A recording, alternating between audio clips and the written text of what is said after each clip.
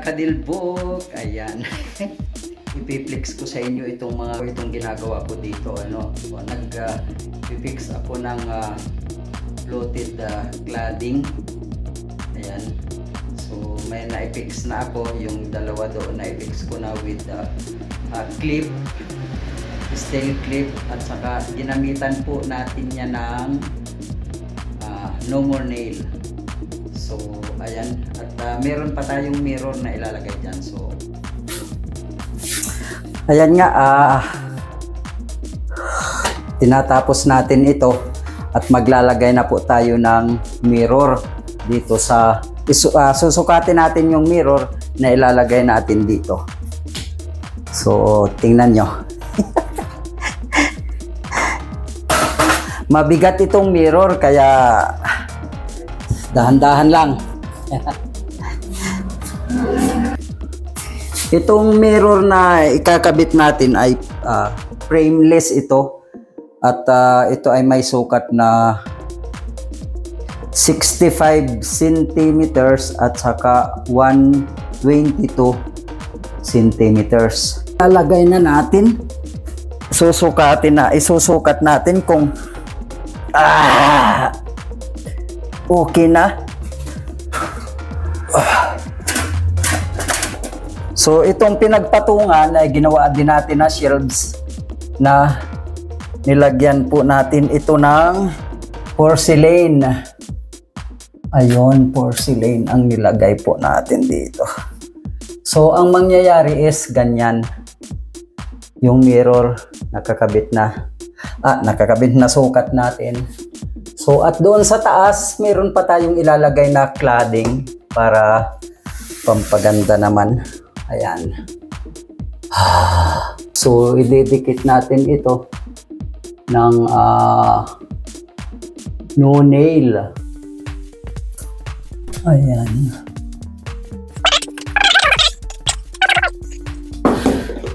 Sarili nating gawa lang ang ating decoration para naman tayo ay makatipid.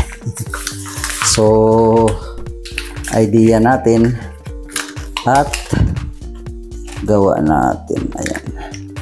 So meron tayong clip para doon sa glass. Ayun, no, eksakto siya. Mahirap pagka walang humahawak, ano. Mahihirapan tayo.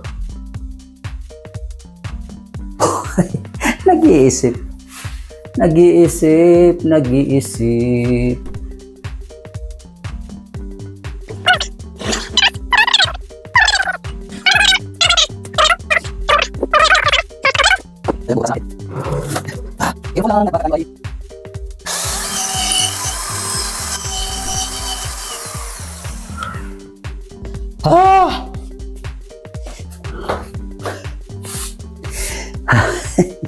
Yung ginagawa natin is console with mirror, ano. So papakita ko sa inyo. So ayan siya, oh.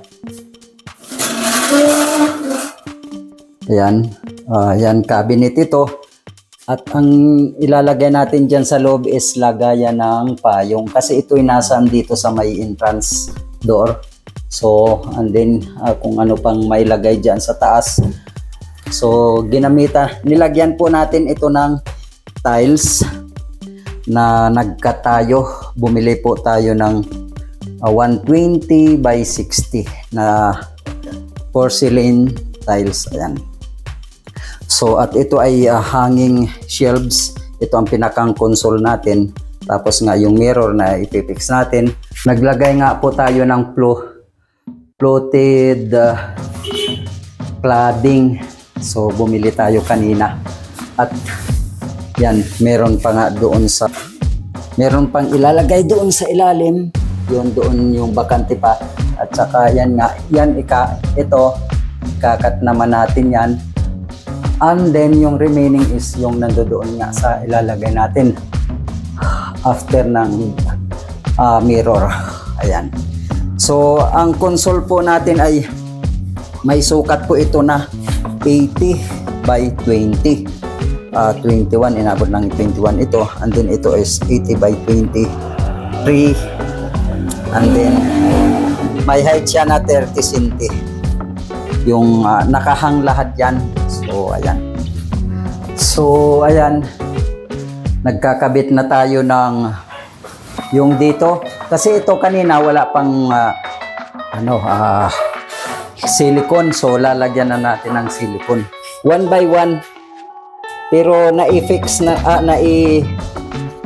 natin yan kanina para kung tama-tama. So ito, ilalagay na natin ng silicone para naman madikit. Hindi na tayo, may binili ako na yung steel plate niya, steel clip, pero doon yun sa mahaba, at least makatipid.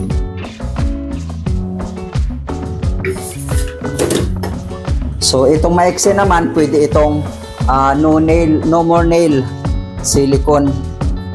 So dito sa mataas nilagyan natin ng silicone din, and then may clip. Yung clip na yun ay special para talaga sa yan, dito sa pag ng cladding,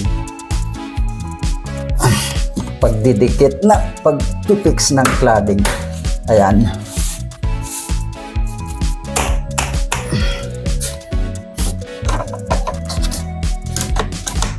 Ayun, masikip na nga siya. Kanina na-fix na natin kasi, so di bale, at matatapos din natin ito. Medyo mahal din itong silicone na ito, itong no more nail, pero at least maganda siya, magandang adhesive siya. Ayan, ganun lang, tiyaga-tiyaga lang, makakatapos din. Uy, ayun.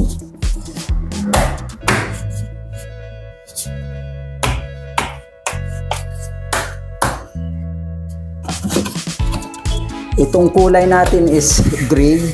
Anong tawag dito yung sa may tawag ito yung design na ito, itong kulay na ito. So I forgot. So next,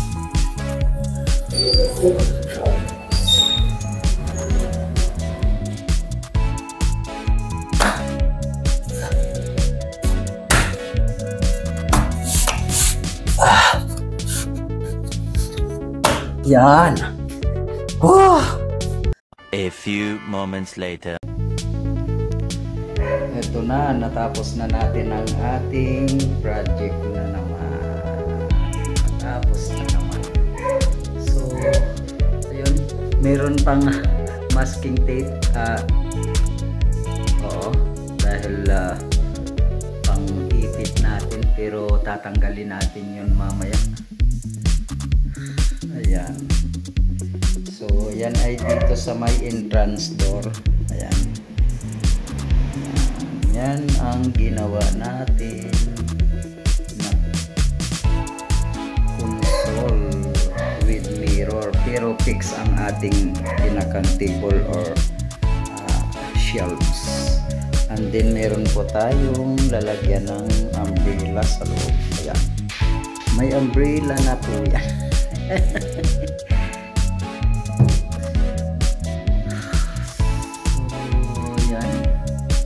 Ang gawa natin.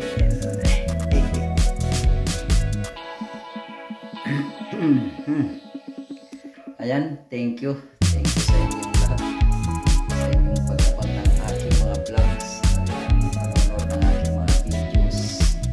So sa hindi pa nakakapag-subscribe kay Delbog Vlog Official, i-pindot na rin ang notification bell para updated kayo sa lahat ng aking mga i-upload. Bye-bye! Salingan ng inyong Delbog Vlog Official. Saan ka man naroon, mag-ingat po tayo.